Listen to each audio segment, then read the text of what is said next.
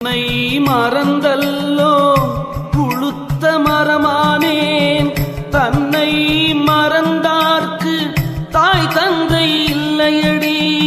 தன்னை மறக்காமல் தாயாரும் உண்டானால் உன்னை மறக்காமல் என் கண்ணம்மா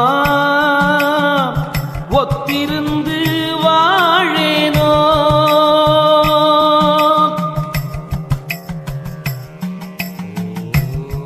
காயப்பதிதனிலே கண்ட மூலம் வாங்கி மாயப்பணி பூண்டு வாழும் சரக்கெடுத்தே ஆயத்துறைதனிலே ஆராய்ந்து பார்க்கும் முன்னே மாயச் சுருளோலை என் கண்ணம்